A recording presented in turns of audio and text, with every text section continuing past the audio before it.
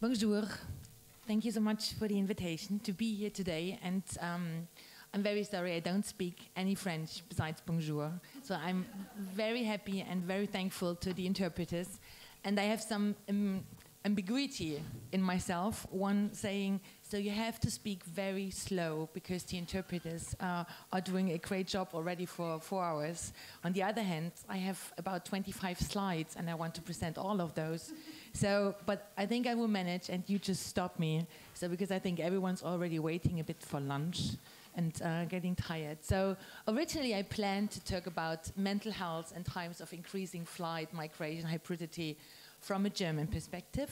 And then you, as the organizers, asked me, we hear that you have some second generation data. Could you talk about those as well? So I'm trying to bring this together, and I'm thanking all the speakers of the morning, and a lot is already said. So how long are we going to talk of someone as a migrant, or what is research doing in all this, like reproducing certain categories and also exclusive categories? So just to get you a short idea what I'm doing every day and where I'm coming from. So we are running a center for cross-cultural psychiatry and psychotherapy at the Charité in Berlin. And as every university clinic, it consists of healing, care delivery, research and training. And the care delivery, and I know in Paris, if I say ethnopsychiatric, then for most of those working in the field, you probably think of Rosemary. So what we're doing is not similar, but it's also linked to Devereux. So we have this outpatient, ethnopsychiatric outpatient ward in the regular outpatient clinic. So it's part of the regular healthcare system. And what we are doing there is single and group therapy and psychopharmacology and reports for asylum seekers in their legalizing process. And then there's, since 2014, an acute psychiatric service for refugees. And I'm not getting into details on all this, but if we have lunch and you're interested in any of those, I can talk about this. So the team consists of psychiatrists, psychologists, anthropologists, social worker, language and cultural interpreters. And it sounds a lot, but altogether, like in most of those services, it's 1.5 full posts. So then if I come to languages, and I'm talking about 84 different nations and their respective languages, then it's quite obvious, because in Germany it's a huge discussion, do we have to have mother tongue professionals, or can we work with language and cultural interpreters? And I would say we always need both, but if we're coming to the variety of people and their languages, then in most of the services there is no question of integrating interpreters or not, because you just can't, with like 4 people, have all those languages available. So we're treating refugees, asylum seekers, regular immigrants, and undocumented migrants. And what I'm talking about in the next couple minutes is the research. And so this center includes 2 research groups, and one has still the title Transcultural Psychiatry, even though we are struggling with this already since 5 years and trying to reframe it. And then there's Global Mental Health, and in both units we do qualitative and quantitative social science research and epidemiology research. And the idea of all this research is really integrating social sciences, and it has been like this the last already 18 years, integrating social science in the medical system, what is not always quite easy, and especially in a university clinic, it's not so easy. So having like medical humanities, medical anthropology in the clinic and in the research there. And then there's training, and I'm not getting into this. And at the same time, I'm allocated to an institute. It's called Berlin Institute on Integration and Migration Research, and I think it's somehow similar to the institute, I mean, as far as I got something. And this is really an improvement also on like interdisciplinary work. So we have there people who are doing research on labor market, and then we have economists, we have political scientists, we have anthropologists, people who are doing European ethnology, educational science, and then it's us, the migration, mental and physical health and health promotion department. And something happened to my slides, I don't know, it's some new type of the script. So what I wanted to present in regard to data and data on first and second generation on mental health. Results from a study, it was called SEGEMI, and we were doing the study from 2009 till 2012. And it consisted of 4 different modules. The first one was the epidemiological one, then there was a second one on barriers and resources. So what we did there, we assessed so-called explanatory models, a medical anthropology approach, and what was behind this, to do this in Turkey, to do it in Berlin with native Germans, and to do it in Berlin with people of Turkish descent, to really understand what is impacted by migration and what is impacted by cultural background. Because this is an issue, and this is in German, in all the research in migration and health, it's always like intermingled and not very well separated, so that there's migration impact and there might be a cultural impact as well. So then we did a structural analysis and an intervention, but I'm presenting today only this first one, like the epidemiological part, and the sample was collected in Berlin and Hamburg together with our colleagues there, and it was people with a Turkish descent, the age 18 to 65. And why just Turkish?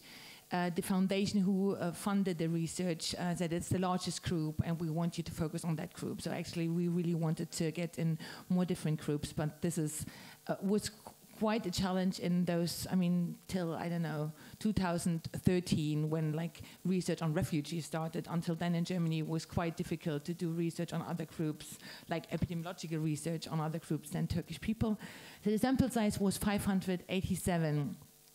And what we assessed was psychological distress, as in mental health, and it was done by the GHQ-28, the PHQ-4, and the CARP, the CD, like the large clinical diagnostic interview according to the WHO processes. And that was quite challenging because it took up to 3 hours in some cases. So the sample size, you have to have in mind 3 hours with that sample. So, and those data, I'm always not very happy to present. And especially not because in the time when we did the study, I don't know if you ever heard of this German politician, Sarrazin. He wrote a book, or he published a book in 2010. It was called Germany's Get Rid of Itself.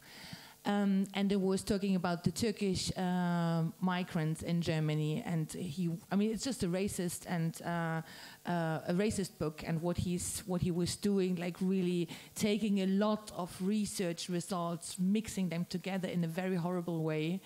And I mean, there was a political atmosphere. So our research was exactly in that time when the book was published, and we were really fearing what our research would add to this.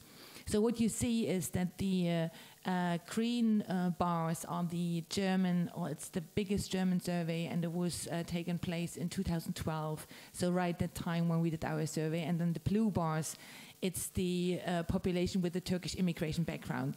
Why the term immigration background is a problem, and why this is an additional problem for epidemiological research in Germany, I get into this later. But what you see taking this is that there is like 3 times as high rates on unipolar depression, and then there is like 3.5 times PTSD, and more than twice anxiety disorders in the population with Turkish immigration background. So, and then the question is, so how come? I mean, I'm not able to get in all this, but like most of the epidemiological data on people with a migration background, especially in Germany, are quite difficult because there are a whole bunch of obstacles to really assess those people and to get them into a sample. I think this is an international problem, but in Germany there are some more obstacles.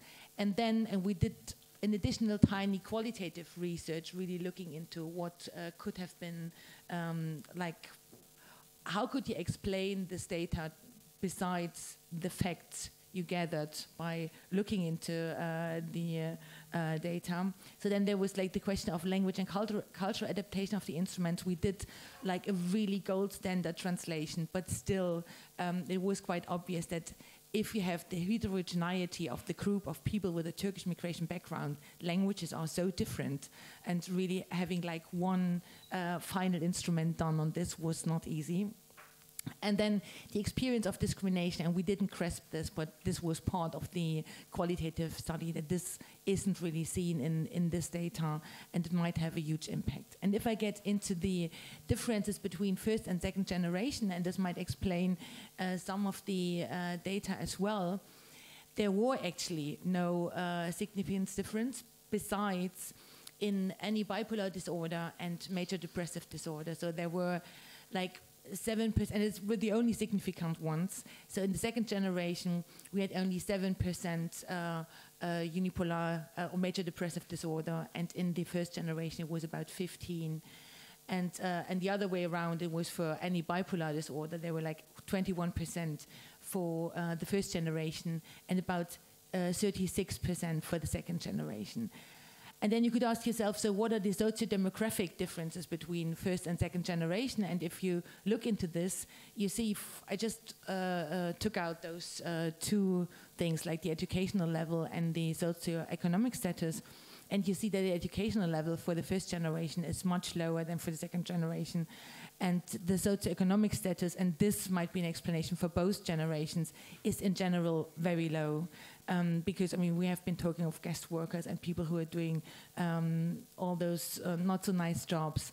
And the people with Turkish immigration background, especially in the first generation, they are rather those with a low socioeconomic status. So what I would like to add to this, because we are always looking into the individual challenges or into individuals, and then we ask ourselves, but wouldn't it be nice to know what maybe like the surrounding you're living in, what kind of explanation does this give us for this data as well? And then we published a paper, it was called When Local Poverty is More Important Than Your Income. And we pooled the data I just presented to you with other data from a population-based survey where we had Germans included.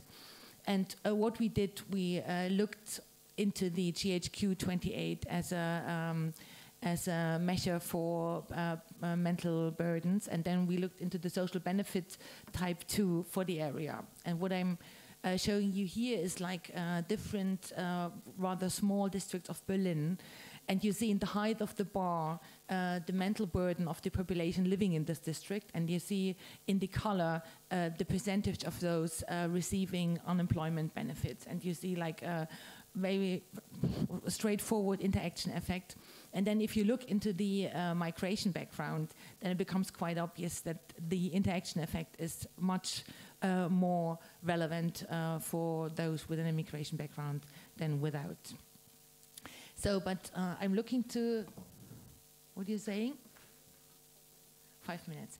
So, but coming from Germany and saying I'm talking about the German perspective, and I talked about the immigration or the migration background, and why is this so difficult, and why is it so difficult for international comparison studies, and why is it so difficult for Germany? Because I don't know if any of you ever heard about this concept, but this is used in Germany, in Austria, in Switzerland, and but in each country a bit different. That makes it even easier. So in Germany, we have about 21% people with a so-called migration background. And then if you look into this in more detail, then you have four categories within this. So the first one is first generation with a migration experience themselves. It's about 30%. Then you have first generation with a migration experience, but they are foreigners. So they're not naturalized, they're still foreigners. It's about 40%. And then you have, interestingly, the second and third generation, they're belonging to this as well, without migration experience, because they're second and third generation, but they're still born as foreigners in Germany. And then you have second and third generation without migration experience, born as Germans in Germany. And why is that actually difficult, or why is it so difficult for research in general? Because you have like a huge variety of people all like brought together in this definition. And the thing is that if you look into research done in Germany, the definitions of migrants, people with a migration background, ethnic minorities, they're actually used synonymously. And then you're always trying to find out what people are actually talking about. So there's the head title, research like research on the major depressive disorder in people with the Polish migration background, and then in the paper you find like migration. So it's not quite clear is second and first generation included or not. And then additionally, and this is something what concerns us in the Migration Institute a lot is, so what we are doing with this concept of migration background, for example, if we are looking in the heterogeneity and hybridity of our societies nowadays. So what kind of migration background does someone has who has been born, for example, in France as a daughter of a Turkish father and the Iranian mother, grown up in the US, and then married to a German in Germany since 5 years. So then we really should get into looking into more detail, what do we actually do with this kind of categories and concepts in our research. And for example, in Germany, if we get into more detail, in Frankfurt am Main, we have 70% of those under the age of 6 with a so-called migration background. And then you can ask yourself, are you studying a majority or a minority, and what is this actually for? And then some very nice colleagues from Switzerland, they had a very interesting talk a couple of days ago, and they said that the term immigration background and the construction behind could be seen as inclusive exclusion. So citizens from second and third generation perceive these attributes alike. And if you really talk to people, for example, when the definition, it was implemented in 2004, and if I talk to my friends who had a so-called migration background but didn't know about this before, they would say, oh, really? Because no one ever had seen someone who, for example, was born in East Germany by Iranian father. I mean, she was East German, but then she did a definition, she became someone with a migration background. So maybe, and this is something, I don't know if we have time for discussion on this later on, one of our colleagues in the Migration Institute, she really stressed a new sociological or political science concept, so-called post-migration societies, and what she means by that. And I think just to think about what kind of societies are we actually living in and how this should affect our research, I think is quite relevant. And what she says is post-migration societies are those if they, A, have discursively accepted the transformation into a heterogeneous basic formation, and this is relevant, independent from their point of view, B, if they recognize immigration and emigration as global normality that can be negotiated, but it's irreversible, and C, adopt retroactively, namely post-migrationally, their structures, institutions, and political cultures onto the migration reality. And she says, and this is what we all saw and still see in all the European countries, that this results in a polarization between those who would say, yeah, we are living in post-migration societies because migration has already happened quite a lot, and other ones who say, so, but we really need our national identity, and all these discussions on post-migration identities is just very threatening, and we don't want this. So looking into time, I usually, originally I wanted to talk about refugee mental health in Germany as well, but I think I skipped this and just do two brief ideas on this because it's a huge topic in regard to mental health and migration.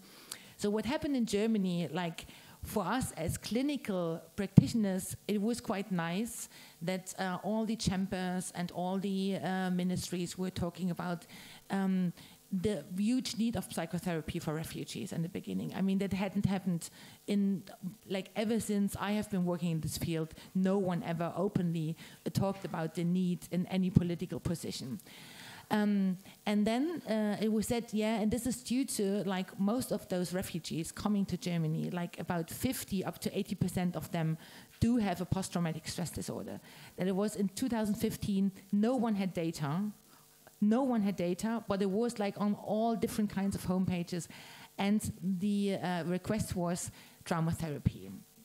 So, but we all do know that, and this had been mentioned in the presentations also in the morning, that there are so many different psychosocial burdens, and there are so many different complex challenges for refugees.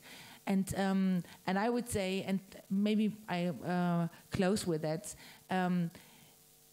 how this happened, that we are now in the situation that everyone is talking about trauma and psychotherapy for trauma, is rather something like excluding all those threats and all those challenges and all those ambiguities and all those different difficulties we are facing in our societies, like locating them in the other. And those are right now refugees. One of a very great colleague from Norway, Sverre Wavin, I'm just quoting him because I think he said everything what I would need a lot of words for. He said, refugees and asylum seekers have become the chosen strangers of the European political scene. They embody danger. They are perceived as carriers of trauma, which intrinsically and naively is associated with a simplistic trope about violence. Yesterday's victims may become tomorrow's perpetrators. And I think there's a lot to discuss on this. And I know if I work with our NGOs in Berlin, they would always say, yeah, but we do need a lot more trauma therapy, and we do need funding for this. And I'm not saying we don't need this, but I think we have to look into the complexity in a bit more detail. And I would just close with that.